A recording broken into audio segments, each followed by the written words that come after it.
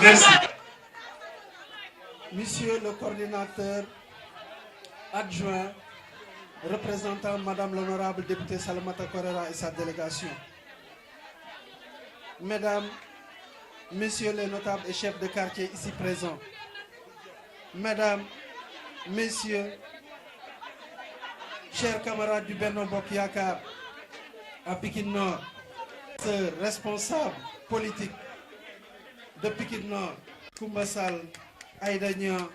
Fama Sène, Ramata Bassoum, Maguette Boye, Fatou Cissé, sans qui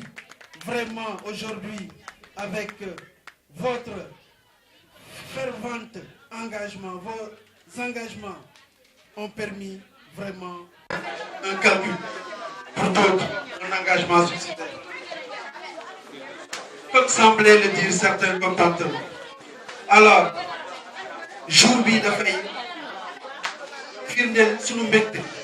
mais également sunu sant Yàlla. Je vous dédie à tous et à toutes cet honneur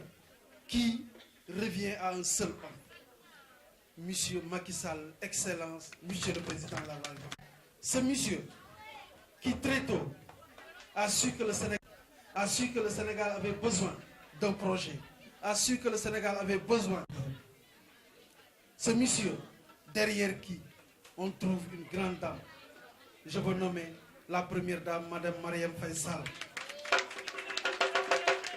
Si j'ai commencé mes propos par remercier le président de la République en cette quinzaine de la femme et suivi de ces remerciements, sa première dame, c'est à travers elle vous dire à toutes vraiment que je suis très content de cette manifestation que vous avez initiée en cette quinzaine de la femme. Non pas pour magnifier une femme comme vous, mais un homme, votre frère, un homme, votre mari, un homme, votre camarade de parti, qui aujourd'hui est encore d'autant plus fier d'appartenir à cette grande famille du Benno Bokk Yakaar, parce que vous êtes aujourd'hui les charmantes Amazones qui ont permis cette victoire et humblement vous lui retournez l'honneur de vouloir présider votre sargal. Je vous en remercie. Mais defe naa li ñuy wax coow li Macky Sall la victoire est là. C'était pas évident parce que certains pensaient que c'est pas possible. Vous l'avez cru très tôt. Vous l'avez cru avant tout le monde. Vous l'avez cru avant moi-même. Parce que gàtt néew 2016 la ñu créé suñu mouvement Malick derrière Macky pour un second mandat. Tey jii su may xool Koumba Sall su may xool ñoom Ngoné Laye su may xool ñoom Ngoné Ndiaye mi xam ne nekku fi su may xool ñoom Kiné su may xool ñoom Soda di leen xool yéen ñi xam ne yéen a initié kii bi depuis Dekkal Ngor ba tey ngeen nekk fi ñun amuñu mérite ndax bu ñu leen fekkul woon àll bi lëndëm lool ngeen def ci loo xam ne nii ñun dinañ ñemee dugg si peut-être tey jii duñ ko mën donc gàcce ngalaama yéen bii mu méttee ngeen ñaaki yoon bi xeex ko ba xam ne nii tey kenn ku nekk mën na ci dugg donc bu lëg-lekkee alam na ko gërëmee coy on vous remerciera jamais assez. Aujourd'hui nous avons fait l'effort de réunir le président Macky Sall au premier tour. Donc jërëjëf à cette population qui vertueusement s'est engagée auprès du président Macky Sall et a très tôt compris que cet homme mérite toute notre confiance sans pour autant jeter notre dignité et notre citoyenneté légendaire. Nous sommes engagés auprès de cet homme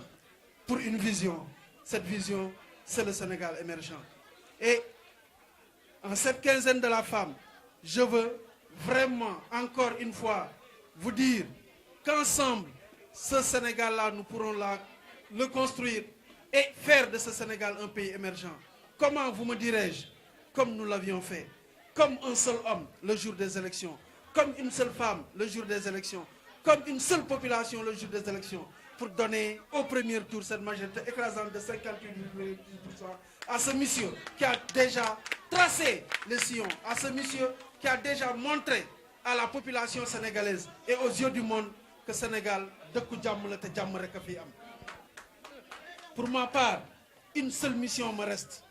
parce que yaakaaroon naa ne après le 24 damay bàyyi te yàgg naa ko wax samay nit nee naa leen jour bu Macky Sall ñàkkee élection yi mooy bàyyi naa politique parce que loolu moo taxoon ma créé parti. La mission qui me reste aujourd'hui, c'est d'accompagner les populations qui nous ont fait confiance auprès du président Macky Sall. En quoi faisant, vous allez me dire, en étant leur Baye Fall. Tey lu population bi soxla suba ba ngoon jot ci Pikine Nord ànd ci ak vision président de la République muy santé muy éducation muy promotion des jeunes et des femmes xam leen ne Malick Cissé mooy seen Baye Fall. Boo leen ma yeewee guddi boo leen ma yeewee muy taw boo leen ma yeewee muy naaj xam leen ne foo leen ma bëgg a diri dinaa topp seen ginnaaw dinaa ànd ak yéen dinaa nekk ci kaw dinaa nekk ci suuf parce que sama engagement citoyen démb ak président Macky Sall kóllëre moo koy yeggali ba 2035 te duñu gën a gore. Loolu moo tax nous avons cette nouvelle vision qu'est la GDE, la grande dynamique pour l'émergence. Cette grande dynamique n'est rien d'autre que la continuité du mouvement dans le Benno Bokk Yakaar. Et je précise encore une fois, dans le Benno Bokk Yakaar. Je vous dis que benn bunt lañ ma santoon bu ma ñëwee naa fa jaar ba ma fa duggee ba tey coow li bëri na lool wante kenn musul ne Malick moo wax lu ñaaw kenn musul ne Malick moo wax lu jaaduwul kenn musul ne Malick moo def loo xam ne ni président Macky Sall tracé wu ko te incha allahu tant que yàlla moo ngi ñuy may gudd fan ak wér-gi-yaram ñuy ànd ak suñu sago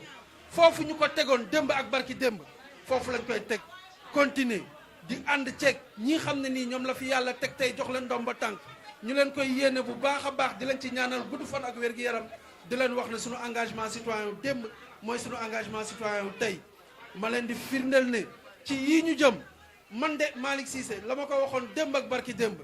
bu tasul man maa ngi ci biir bu tasee fa président Macky Sall joxoñ fa laa bokk ma feneen. Donc la lutte vient de commencer benn combat weesu woon na et cette lutte là pour moi mérite vraiment qu'on redouble d'efforts par rapport à tout ce qu'on avait fait, qu'on redouble d'efforts dans la mobilisation, qu'on redouble d'efforts dans l'occupation des maisons, je ne dis pas des quartiers ni de la commune, mais je dirais des maisons, comme on l'a fait durant cette campagne, porte à porte, quartier par quartier, grand place par grand place, marché par marché, pour transmettre à la population la vision du président de la République, mais aussi pour dire à cette population, case des tout petits moo gën a ndaw amul Pikine Nord suñuy doom tey aujourd'hui seen éducation base ba mooy ñu dugg école maternelle foo xam ne boo demee ci biir Sénégal xale yi ñoo ngi jàng informatique xale yi ñoo ngi jàng mathématique xale yi ñoo ngi jàng anglais ñun suñuy doom mënuñu ko am parce que amuñu loo xam ne nii war nañ ko fi mën a tabax espace ñàkku fi sur un budget de 800 millions je pense que war nañu mën a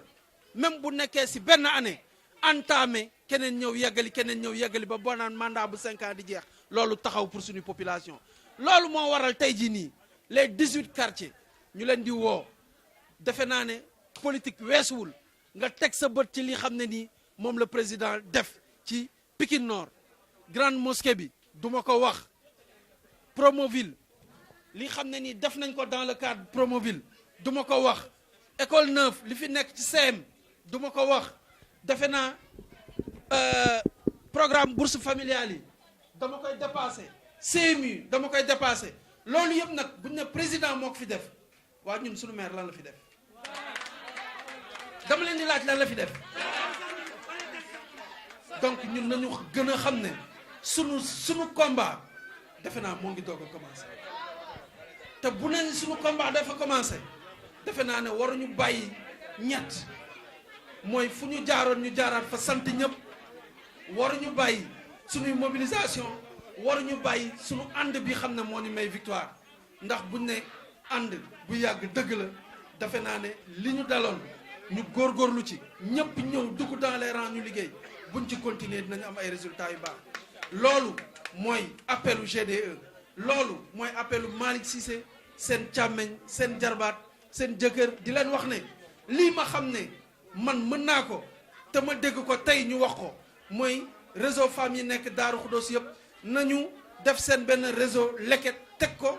jigéen ñëpp liggéey si ñun commencé woon nañu financer ay jigéen boobu yaakaaroon nañ ne c'était la meilleure solution après am na yeneen yu juddu avec l'idée ingénieuse du président mooy la délégation à l'entrepreneuriat rapide pour les femmes et les jeunes ma am ci sama xarit muy Pape Sarr ñu liggéey ci liggéey bu rafet